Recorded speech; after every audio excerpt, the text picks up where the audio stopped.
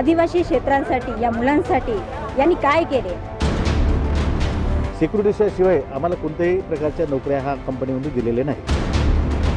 राजघराणे असल्यामुळे आमच्या विरोधात सामान्य माणूस उभा होऊ शकत नाही, त्यामुळे विकास या नावाची शब्द त्यांना माहीतच नाही आहे। महाराष्ट्राने अगोदर अनेक कुटुंबातील जे आहे ते राजकीय संघर्षाच्या लढाया जे आहे ते बघितल्या। त्यामध्ये जर पाहायला जर गेलं तर भावाभावामधील राजकीय संघर्षाची लढाई असेल, बाप लेकामधील जे आहे ती राजकीय संघर्षाची लढाई असेल किंवा काका पुतण्यामधील संघर्षाची लढाई आपण बघितली आहे। मात्र एक असा मतदार महाराष्ट्राच्या अगदी शेवटच्या टोकाला आहे, ज्यामध्ये जे आहे ते या निवडणुकीमध्ये बाप आणि मुलगी यांच्यामध्ये थेट जी आहे ती लढत होताना दिसून येत आहे। मी आता सध्याला जे आहे ते अहेरिया मतदारसंघामध्ये आहे। गडचिरोली जिल्ह्यातील अहेरिया मतदारसंघ जो आहे तो सध्याचे विद्यमान जे अन्न औषध प्रशासन मंत्री धर्मराव बाबा आत्राम आहे यांचा हा मतदारसंघ आहे आणि मागील काही दशकापासूनच जे आहे ते या ठिकाणी या राजे घराण्याचं या मतदारसंघांवर जे आहे ते वर्चस्व राहिलेलं आहे। तर या संदर्भामध्ये आपण या मतदारसंघामध्ये जे आहे ते खऱ्याच प्रमाणे या ठिकाणी विकास झाला आहे का याबद्दल जे आहे ते चर्चा करणार आहोत। चर्चेमध्ये सहभागी आपल्यासोबत राष्ट्रवादी अजित पवार गटाचे पदाधिकारी देखील उपस्थित आहेत, त्याचबरोबर राष्ट्रवादी शरदचंद्र पवार गटाचे पदाधिकारी आणि काही अपक्ष उमेदवार उभे राहिलेले आहेत, त्यांचे देखील या ठिकाणी काही कार्यकर्ते आलेले आहे। आपण सुरुवात जी आहे ते सुरुवातीला जे आहे ते या ठिकाणी राष्ट्रवादी अजित पवार पक्षाच्याकडनं करणार आहोत। भाऊ, काय सांगाल? धर्मराव बाबाजी मंत्री आहेत सध्याला, आता पुन्हा ते निवडणुकीच्या रिंगणात उतरलेले आहे, काय नेमकं विकास या ठिकाणी अहेरी गडात झाला, तुम्ही काय सांगा? आदरणीय नामदार धर्मराव बाबा आत्राम यांनी महायुतीचे उमेदवार घोषित झाला आहे। या विधानसभा क्षेत्रात या अगोदर 10 वर्षापासून माननीय देशाचे लाडके पंतप्रधान मोदी साहेब यांच्यानुसार पूर्ण आपल्या रस्त्याचे कामं झालं, उद्घाटन झालं, काही फॉरेस्ट क्लिअरन्स बाकी होते ते झालं आहे आणि कामे चालू आहे। आणि 250 वर्षामध्ये आदरणीय नामदार धर्मराव बाबा वडलापेठमध्ये एक चांगलं भव्य उद्घाटन लोह प्रकल्प सुरू झाला आहे। हजारो लोकांना रोजगार मिळणार आहे आणि या ठिकाणी जनता खुश आहे। नक्कीच राज्य सरकारकडून देखील दावा केला होतो की गडचिरोली जिल्हा जो आहे तो आता नक्षलग्रस्त जिल्हा म्हणून नाही तर आता एक उद्योजकाचा हब म्हणून या ठिकाणी ओळख निर्माण केलेला जिल्हा असा होईल, अशा प्रकारचा सरकारकडनं दावा केला होता आणि त्यांनी देखील काही कामाचे दावे या ठिकाणी केले। काय सांगा? उद्योगधंदे आले पाहिजे याच्याबद्दल आम्हाला काही दुमत नाही, परंतु त्याच्यामुळे जे सामान्य जनतेला शेतकऱ्यांना जो त्रास होत आहे तो त्रास भयंकर आहे। काय नेमका त्रास? आता जसं तुम्ही आता येताना तुम्ही पाहिलं असेल आष्टी ते अहेरी काय अवस्था आहे रस्त्याची, आणि त्यातल्या त्यात काय झालं की स्थानिक आता पहिल्यांदा उद्योग येताना काय सांगितलं की स्थानिक लोकांना आपण रोजगार देऊ, परंतु आता त्या रोजगार देताना कोणाला त्यांनी संधी फक्त एक दंडा पकडून सिक्युरिटीशिवाय आम्हाला कोणत्याही प्रकारच्या नोकऱ्या हा कंपनीमध्ये दिलेल्या नाही। बरं, असं म्हणतात की तुमच्याकडे क्वालिफिकेशन नाही, तुम्ही तशी व्यवस्था क्वालिफिकेशनसाठी तुम्ही काहीतरी हे आणा आणि क्वालिफाय करा आणि नोकऱ्या द्या। म्हणजे कंपन्या होत्या त्यामुळे स्थानिकांना रोजगार या ठिकाणी दिले फारच कमी आहे। काय आहे तर फक्त रोडवरच्या सिक्युरिटी आणि नाही आरोग्य खराब जिथं होते तिथंच त्यांना उभं केलं आहे, बाकी कोणत्याही चांगल्या पदावरच्या चांगल्या म्हणजे चांगल्या पगाराच्या नोकऱ्या काही आम्हाला मिळालेल्या नाही। नक्की मी त्यांच्याकडनं उत्तर घेतो। आधी भाऊ, त्यांचा आरोप आहे की कंपन्या तर तयार या ठिकाणी झालेल्या, मात्र उच्च पदावरील जे नोकऱ्या जे स्थानिक युवकांना जे या ठिकाणी मिळताना दिसून येत नाही आहे, कारण की जे आहे ते या ठिकाणी जे साध्या सुद्धा सुरक्षा रक्षकांच्या जे नोकऱ्या त्याच या ठिकाणी स्थानिक रोजगारांना दिल्या जातात। खरं तर आता आमचे बंधुतुल्य मित्र रमेश भाऊ चुक्कावार यांनी जे म्हणाले की बा निवड दंडे घेऊन आहेत, खरं तर ही कंपनी या ठिकाणी स्थापित होत असताना खनिकर मंत्री असताना धर्मराव आत्राम साहेब यांनी या भागामध्ये रोजगार उपलब्ध व्हावं यासाठी आटोकाट प्रयत्न केला, ते आज सुरू आहे। तर याच्यामध्ये जे नोकरी विषयी आहे तर काही टेक्निकली त्या ठिकाणी ज्या बाबी असतात तिथे त्याचं क्वालिफिकेशन त्या प्रकारे पाहिजे आहे, पण आपल्या भागामध्ये ITI म्हणजे औद्योगिक प्रशिक्षण संस्था, म्हणजे उच्च शिक्षणाची सोय नाही। उच्च शिक्षणाची सोय म्हणण्यापेक्षा आपले मुलं बरेच बाहेर गावामध्ये मेट्रो सिटीमध्ये जाऊन शिक्षण घेतलेलं नाही, या ग्रामीण भागामध्ये शिक्षण घेतलेलं आहे, परंतु तिथे जे तज्ज्ञ पाहिजे आहेत ते तज्ज्ञ किंवा त्यांचे ते क्वालिफिकेशन नसल्यामुळे तिथे कदाचित बाकीचे बाहेरून आले असतील, याबद्दल वाद नाही, परंतु जे येथील सुशिक्षित बेरोजगार शिक्षण घेऊन वायफळपणे व्यसनाधीन झालेले होते, पदव्या घेऊन वन भटकत होते, त्यांना रोजगार देण्याचं एकमेव काम जर कोणी केलं असेल तर ते धर्मराव बाबा आत्राम साहेब महत्वाचं बोलत आहे। मी तुमच्याकडनं जाणून घेऊ इच्छितो की वायफळ झालेले व्यसनाधीन झालेले त्यांना रोजगार देण्याचं काम जे आहे ते धर्मराव बाबा आत्राम यांनी केलं असं त्यांचा दावा आहे। की आपला जिल्ह्याला लागून जे चंद्रपूर जिल्हा आहे त्या जिल्ह्यामध्ये किंवा पंबुर्णा किंवा मूलकडे गेला विकास म्हणतो आपण, विकास का असते ते तिथं गेलं तर आपल्याला दिसते. पंबुर्णा आणि मूल. तर माझ्या मत एवढंच आहे की जेवढे आपला इथं जे कार्यकर्ते जुडलेला आहे तेवढे प्रत्येकाचे एक एक उमेदवार आहे, तर त्यांच्या सगळ्यांना मी विनंती करतो की आपल्याला विकास पाहिजे. विकास कसा पाहिजे, सिंगापूर नागपूर मुंबई नाही पाहिजे, पंबुर्णा आणि मूल सारखं आम्हाला पाहिजे, फक्त बाकी काही नाही. दुसरी गोष्ट, आता तुम्ही जे म्हटलं व्यसन म्हणून, आमच्याकडे बघा सिंचनाची सोय नाही. त्यांना शेती आहे पण सिंचनाची सोय नाही, वर्षातून पावसावर निर्भर आहे. का करणार मायबाप? आणि त्याच्यानंतर शिक्षण इथं नाही का, 12वी नंतर नाही का इथं काही सुविधा नाही. नागपूर पुण्याकडे जाणार आहे, त्याच्यानंतर तिकडे जाऊन आलं तर इथं नाही रोजगार नाही. अच्छा, मला महिलांची प्रतिक्रिया हवी. ते काय सांगाल? तरुण मुलं जे आहेत ते या ठिकाणी त्यांच्या हातामध्ये काठी देऊन जे आहे ते अतिशय कमी जे पगारीमध्ये त्यांना रोजगार मिळतोय, मोठी पगार मिळत नाही असा आरोप होतोय. का बरं? इथं शिक्षणवाले पण मुलं आहेत पण त्यांना रोजगार देण्यात येत नाही. का बरं असं? काहून सत्ता असणारे वाले करायला पाहिजे की नाही? आज माझ्या घरचीच गोष्ट सांगते मी. माझ्या मिस्टरांनी शिक्षण वगैरे सगळं आहे पण त्यांना पण 15,000वर काम करावं लागते. शिक्षण काय झालं मिस्टर? झालं आहे, ग्रॅज्युएशन झालं आहे. माझे जावयाचं MBA झालं. आज त्यांना परदेशात जाऊन काम करावं लागतंय. काहून इथं नाही मिळू शकत का? कारण इथली सत्ताच तशी आहे. समजलं का? थोडक्यात सांगा तुमचं काय मत आहे? 25 वर्षापासून सत्ता आहे इथे. 25 वर्षापासून सतत आमदार निवडून आलेले आहे. काही 5 वर्षाची बाब नाही आहे. 5 वर्षामधून फोकनाडे जोडून नाही का लोकांना मूर्ख बनवणं. कारण की सुशिक्षित लोक झाले. आता इतर लोक म्हणत होते की क्वालिफाईड नाही आहे, शिक्षण नाही आहे. मग तुमचं काम होतं ना, तुम्ही निवडून आल्यावर शिक्षण व्यवस्था करावं, ITI ची व्यवस्था करावं, मुलं शिकले पाहिजे, लागले पाहिजे. तुमची तळमळ का नाही? आता त्या येरागट्टामध्ये आता 2 महिन्यापूर्वी 2 लेकरं मरण पावले. त्यांना ते आई वडील एम्ब्युलन्स नाही, रस्ते नाही, त्याच्यामुळे ते खांद्यावर टाकून आणले. मग तुम्हाला शर्मा कसं वाटत नाही? मत मागताना लाज कशी वाटत नाही? कोणत्या विकास मुद्द्यावर? तुम्ही तरी सांगा कोणत्या रस्त्याने आले? कोणत्या रस्त्याने आले? उत्तर घेतो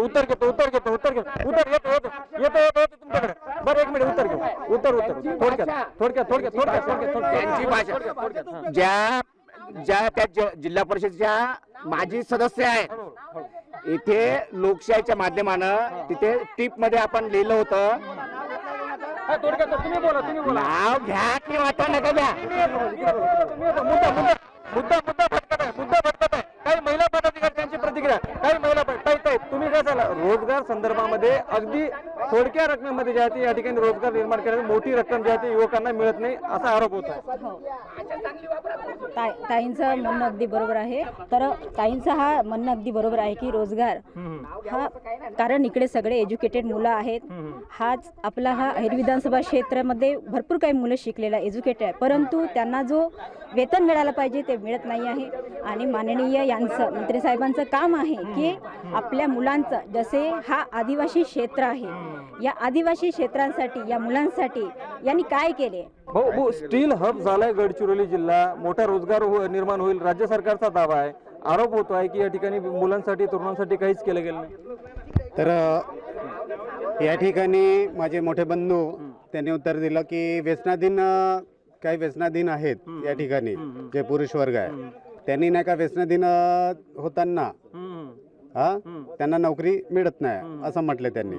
म्हणत असताना जे एज्युकेटेड मुलं आहेत त्यांना का बरं नाही घेत आहेत? ते पण या जिल्ह्यात आहेत ना. सुरजागड खनिज आमचा, गडचिरोली डिस्ट्रिक्ट मधला जो खनिज आहे ते आमचं, सर्व आमचं असताना सुद्धा रोजगार आमच्या जिल्ह्यातील लोकांना, पुरुषांना का मिळत नाही? बाहेरच्या लोकांना का देत आहे? हा प्रश्न आहे. मी तुमच्याकडे येणार. भाग्यश्री आत्राम यांनी जे आहे ते धर्मराव बाबा आत्राम यांचा हात सोडताना जेव्हा राष्ट्रवादीमध्ये पक्ष प्रवेश केला त्यांनी सुद्धा हाच आरोप केला होता की युवकांना जे आहे ते अतिशय तोकड्या रकमेची पगार या ठिकाणी दिला आहे, मोठी रक्कम त्यांना मिळावी म्हणून मी त्यांचा हात पकडते आणि त्या आता निवडणुकीच्या रिंगणात आहे. जसं 1991ला आपण LPG धोरण स्वीकारलं तर त्यामुळे आपल्याकडे प्रायव्हेटायझेशन आलं. त्याच्यामुळे सुजागड स्टील कंपनी हे प्रायव्हेटायझेशनकडे गेली आहे. गडचिरोली जिल्ह्याची लोकसंख्या 2011 नुसार 11 लाख लोकसंख्या आहे. त्या मानानं 75,000 लोकांना रोजगार दिलं असं बोलतात. तर 75,000 रोजगार दिलं असतं गडचिरोली लोक विद्यार्थी बेरोजगार राहिले असते का? आता हे होतं व्यसनाधीनता, वायफाय हे मुलं. WCL मध्ये नवरत्न, मिरीरत्न जे काही उद्योग आहेत सरकारचे त्या माध्यमातून नोकऱ्या देतात का? ट्रेनिंग देतात का त्यांना? डायरेक्ट नोकऱ्या देतात ना. मग इथं जो आहेत सर्व विद्यार्थी, मग त्याला रोजगार बरं का बरं नाही? दुसरी गोष्ट आहे, काय स्थानिक जो काही जमीन जो काय आपला अधिकार आहे 5व्या अनुसूचीनुसार त्या माध्यमातून जसं एक तेंदूचा पत्ता आहे, एका पत्त्याला जर विकलं तरी ग्रामसभेला 4-5 कोटी रुपये मिळतात. मग एवढा मोठा लोह खनिज साठा आहे जवळपास कोटीपासून तर आपला कोर्चीपर्यंत. तर ह्या गडचिरोली जिल्ह्याचे लोक एकाला करोडो रुपये आले असते आणि लोक हे मालक आहेत. आजकाल शिट्ट्या मारणारे एक चौकीदार बनलेले आहेत. कुठेतरी थांबलं पाहिजे. अच्छा, नक्कीच शिट्ट्या मारणारा चौकीदार. एक मिनिट, यांची प्रतिक्रिया जाणून घेऊया. रोजगारासंदर्भात खरंच प्रगती झालेली आहे का अहेरी मतदारसंघात? बिलकुल प्रगती झालेली नाही. ज्या वेळेस फॅक्टरी सुरू करतानाच हे करार करायला पाहिजे होता की या क्षेत्रातील लोकांना घ्यायला पाहिजे होतं. तसं न करताना या क्षेत्रातील लोकांना डावलला गेला आहे. अच्छा, तुमचं थोडक्यात सांगा. गडचिरोली जिल्हा हा आदिवासी बहुल जिल्हा असून या भारताच्या पाठीवर किंवा महाराष्ट्राच्या पाठीवर आपला विधानसभा क्षेत्र हा सर्वात मोठा आणि श्रीमंत विधानसभा क्षेत्र आहे. या भागामध्ये लोह खनिज, सिमेंट, औषधी वनस्पती असे भरपूर सारे प्रोजेक्ट आपल्या भागात आहेत. परंतु या भागातील आजपर्यंत पाहिजे तो विकास झालेला नाही. थोडक्यात रोजगारी संदर्भात रोजगार वाढ झाली का या ठिकाणी आणि योग्य ती पगार जी आहे ती मिळते का? नाही, तसं झालं नाही. परंतु कसं आहे, फक्त शिक्षण चांगलं मुलं घेतले, परंतु फक्त एक दंडा आणि सिटीवर थांबले आहे. अच्छा, त्यांना चांगलं आणखीन एज्युकेशनच्या हिशोबाने त्यांना चांगले पद पाहिजे होतं, परंतु ते भेटलं नाही आतापर्यंत. आणि फक्त सुरजागडाचा एक विषय झाला आहे आमच्या या क्षेत्रात. आरोग्य, शिक्षण, रस्ते याच्याकडे सगळं दुर्लक्ष आहे. सुरजागडाचा एक विषय झाला आहे 10 वर्षात. मी उत्तर घेतो. ज्या पद्धतीने विद्यार्थ्यांच्यामध्ये कुवत आहे, ज्या पद्धतीने त्यांनी शिक्षण घेतलंय त्या पद्धतीने त्यांना जे आहे ते रोजगार मिळणे असा आरोप होतोय. प्रथमतः ह्या सर्व जे लोक आहेत ना शिक्षणाचे जे बोलत आहे ना, 90% जे आहे राजे धर्मराव भगवंतराव यांच्या संस्थेमध्ये शिकलेलं आहे आणि सर्वांचे कागद पाहून घ्या. अच्छा, दुसरं आहे आता पाण्याची व्यवस्था. पाण्यासाठी ज्या पद्धतीनं स्वतः जमीन दिली गेली आहे अहेरी तालुक्यामध्ये, स्वच्छ पाणी पितात आहे. तिसरं आहे रोजगारचा. रोजगार म्हणजे यांना का वाटते रोड आज फार महत्त्वाचा आहे, ठीक आहे, पण यांच्या कार्यकालामध्ये आत्राम साहेब असो, माजी मंत्री असो, त्यांच्या कार्यकालामध्ये ते काय केले नाही हा प्रश्न आहे. आणि सामान्य नागरिकांना फक्त जे आहे ते त्यांच्या मूलभूत गरजा, शिक्षण असेल, आरोग्य असेल, रस्ते असेल, या सगळ्या मिळायला हव्या एवढीच अपेक्षा आहे सामान्य नागरिकांची आहे. सर, आता असं त्यांनी सांगितलं माननीय धर्मराव बाबाच्या कार्यकर्त्यांनी की बाबा व्यसनामुळे इथले शिक्षण बरोबर नसल्यामुळे इथल्या लोकांना रोजगार मिळाला नाही. आता 1993 पासूनची दारूबंदी आहे, इथं तंबाखूवरती बंदी आहे, त्याच्यानंतरही इथले लोक व्यसनी होऊन राहिले. म्हणजे याच्यानंतर तुम्ही तिथं कुठेतरी तुमच्या लॉ अँड ऑर्डरवर काहीतरी नियंत्रण नाही आहे, ठीक आहे. आणि हेच लोक शिक्षण महर्षी म्हणून पूर्ण महाराष्ट्रामध्ये गाजावाजा करतात. त्यांच्या स्वतःची संस्था आहेत, मग तिथं उच्च शिक्षणाची सोय का बरं नाही करत? मग त्यांच्या शाळा काऊन बरोबर नाही करत? इथं विद्यार्थ्यांना चांगली शिक्षणाची व्यवस्था काऊन नाही करू देत? मग आपला विद्यार्थी इथून चंद्रपूरवरून, नागपूरवरून अशा लक्षात. तुमची काय प्रतिक्रिया आहे? तुम्ही सत्तेमध्ये या, स्टील हब झालाय गडचिरोली जिल्हा असा जो आहे तो दावा स्वतः देवेंद्र फडणवीस असतील, त्याचबरोबर उद्योगमंत्री सामंत जे असतील ते सगळे करतात. खरंच झालाय का? रोजगार मिळाला आहे, पण ज्या पद्धतीने रोजगार मिळाला पाहिजे नव्हता एज्युकेशननुसार. आपल्याकडे शिक्षित आहे, अतिउच्च शिक्षित आहेत, परंतु त्याप्रमाणे आपल्या लोकांना रोजगार मिळाला नाही. परंतु कोणताही प्रकल्प जर येतो तर 10 लोकांचं नुकसान होऊन जर 100 लोकांचा फायदा होत असतो त्यालाच प्रकल्प म्हणतात. तर परंतु आणि विषय असा आहे महत्त्वाचा की जो रोजगार आहे तो इथे काहीच नव्हता. त्या आपल्या युतीतले सहकारी ते थेट आरोप तुमच्या समोर आरोप करतात. हे बघा, आरोप मिथ्यारोप हे चालत राहतात. कालपर्यंत हे जे आहेत ना आपले विरोधक, त्यांना थोडा दाखवा, कालपर्यंत तेच दुरास सांभाळलेले होते. आज आमच्यावर ते प्रश्न करत आहे आणि ताड्या मारत आहेत. आश्चर्यच हे वाटतं. ते म्हणत आहे की कालपर्यंत ते सोबत असताना जे आहे ते स्तुती करत होते, आज तुम्ही त्यांच्या विरोधात बोलून टाळ्या वाजवतात. आम्ही त्यांच्यासोबत होतो, त्यांचा गोष्ट बरोबर आहे. आम्ही कुठंतरी यासाठी शरद पवार यांचा नेतृत्व स्वीकारलाय. विचारधारा महत्वाची, वैचारिक, म्हणजे सत्तेसाठी तुम्ही आपला ज्या पक्षाकडून निवडून आले त्या पक्षाला सोडून तुम्ही सत्तेसाठी दुसऱ्या पक्षात जेव्हा बसता, याच्यातच तुमची विचारधारा संपली आहे ना.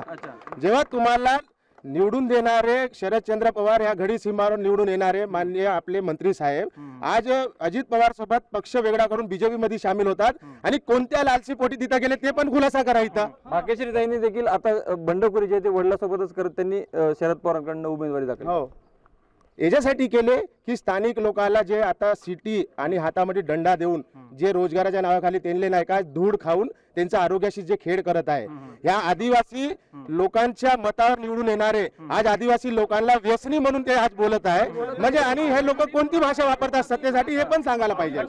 राष्ट्रवादी विरुद्ध राष्ट्रवादीच आरोप करताना दिसतंय. तुमची काय प्रतिक्रिया यांच्या मतावर? अहिरी विधानसभा क्षेत्र असं आहे, यामध्ये आज सत्ता प्रत्येक ठिकाणी आत्राम घराण्यात गेलेली आहे. या राजेशाही असल्यामुळे सर्व सत्ता आत्राम घराण्यात गेलेली आहे.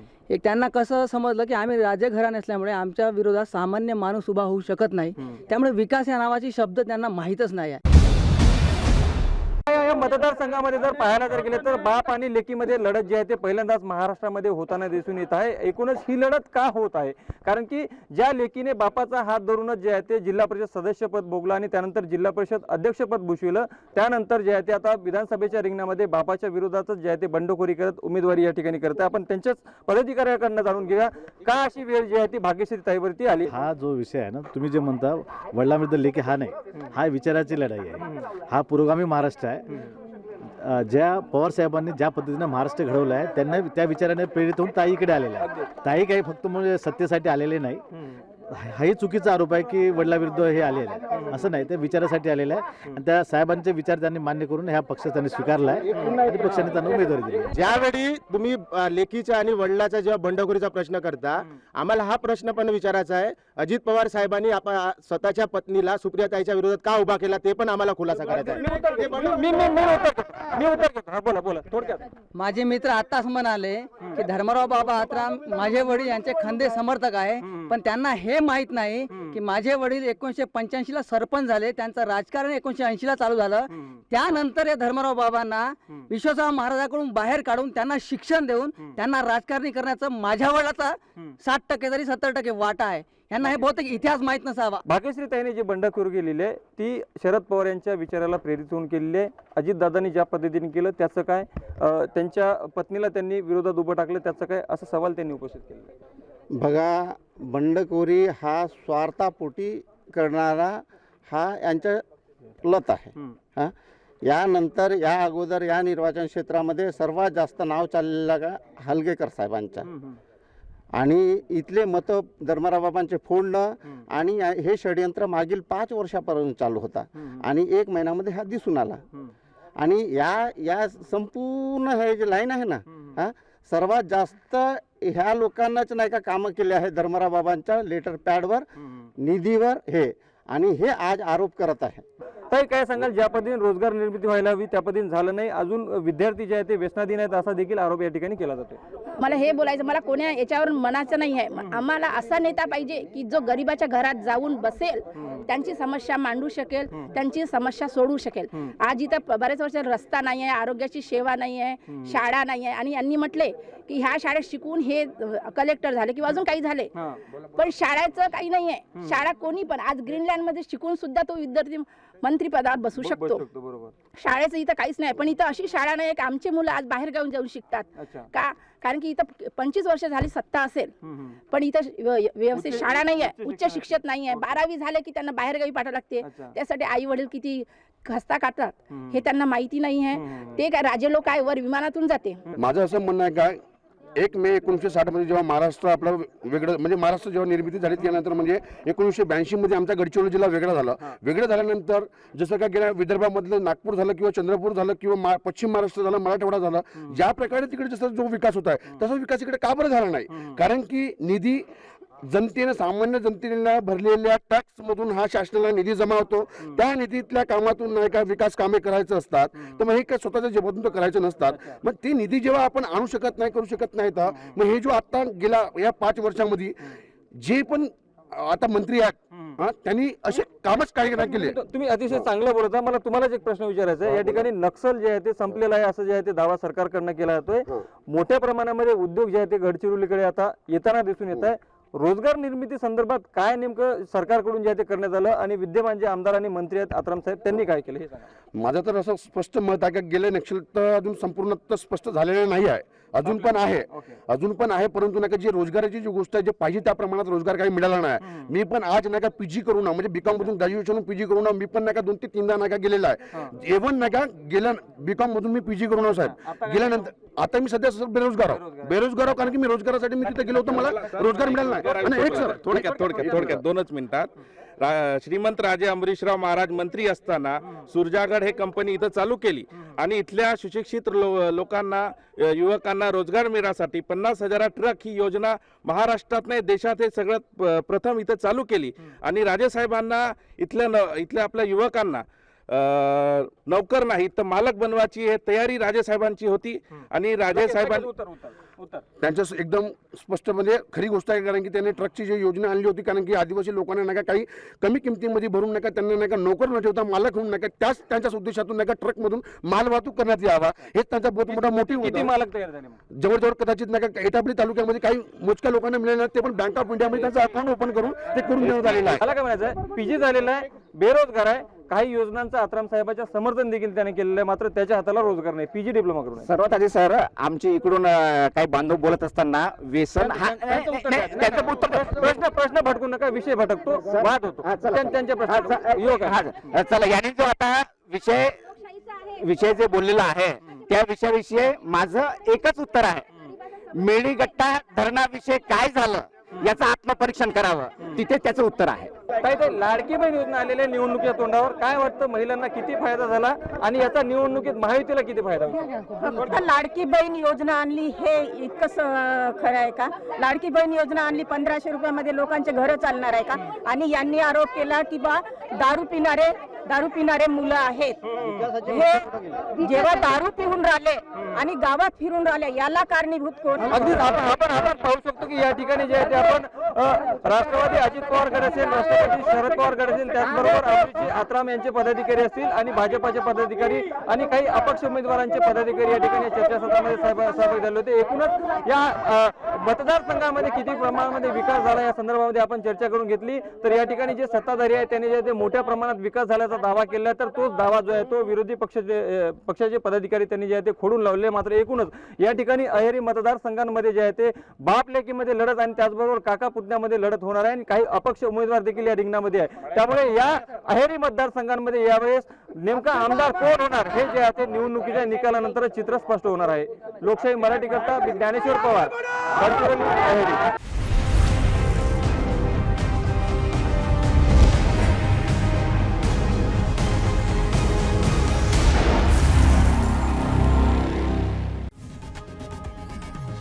लोकशाही मराठी ऐका, पहा, जागरूक रहा.